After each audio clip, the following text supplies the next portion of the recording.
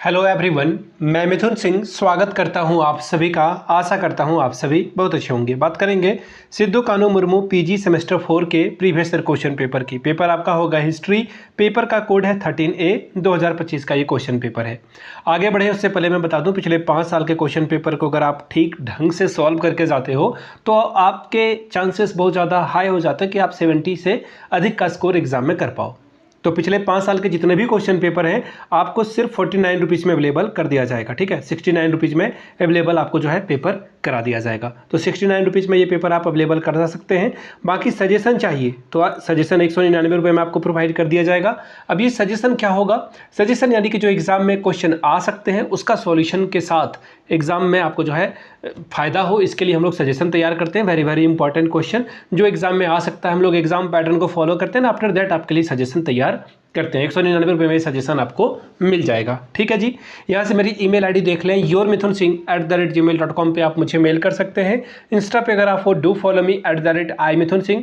बाकी आप मुझे व्हाट्सअप कर सकते हैं 7979054474 पे, आपको उसकी जानकारी यहाँ से मिल जाएगी। तो चलिए आगे बढ़ते हैं और सिद्धू कानू मुर्मू के 13A हिस्ट्री वाला पेपर को देखते हैं कि 2025 में किस तरह का सवाल पूछा गया था। यहाँ से आप देख सकते हैं सेम 4 हिस्ट्री 13A इसका कोड, और आगे देखिए 2025 का ये क्वेश्चन पेपर है। समय मिलता है 3 घंटे का।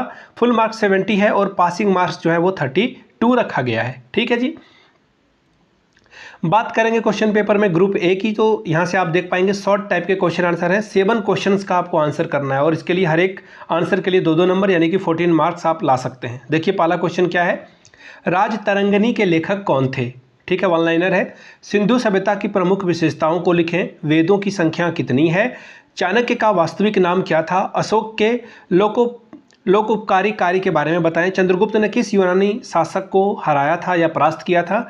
चंद्रगुप्त के लिए वृषल शब्द का उपयोग किसके द्वारा किया गया था? अगला सवाल देखिए क्या है, शिला चित्र कला की प्रमुख विशेषताएं लिखें।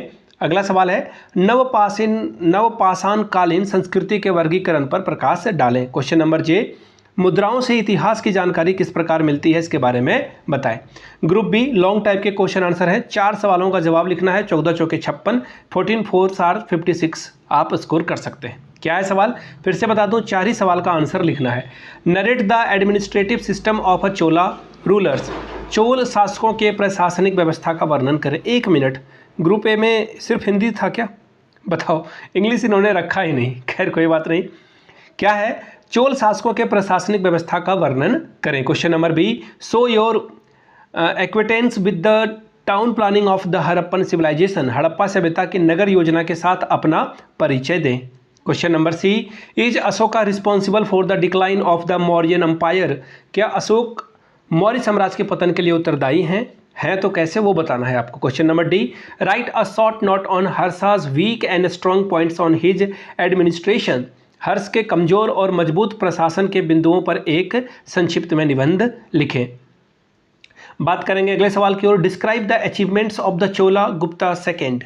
चंद्रगुप्त सेकेंड के यानी द्वितीय के उपलब्धियों का वर्णन करें। Question number F, discuss the local self government under Cholas. चोलों के स्थानीय स्वशासन का वर्णन करें। Question number G, throw light on the republics of ancient India. प्राचीन भारत में गणतंत्र पर प्रकाश डालें। Question number H, describe the administrative system of Satavahana. सातवाहनों की प्रशासनिक पद्धति का वर्णन करें। Question number I, write an essay on the role of the Vedas. वेदों की भूमिका पर एक निबंध लिखिए। बात करेंगे जे की ओर, throw light on the nature of the mantri parishad in ancient India. प्राचीन भारत में मंत्री परिषद के स्वरूप पर, स्ट्रक्चर पर जो है आपको लाइट डालना है, प्रकाश डालना है, यानी कि आपको बताना है इसके बारे में। ठीक है जी, तो ये था क्वेश्चन पेपर 13A। 14A जल्द ही आपको देखने को मिलेगा। तो पिछले 5 साल के क्वेश्चन पेपर आपको 69 रुपीज़ में, सजेशन आपको 199 रुपये में अवेलेबल करा दिया जाएगा। वीडियो को यहाँ तक देखने के लिए आप सभी का बहुत बहुत शुक्रिया। Have a good day.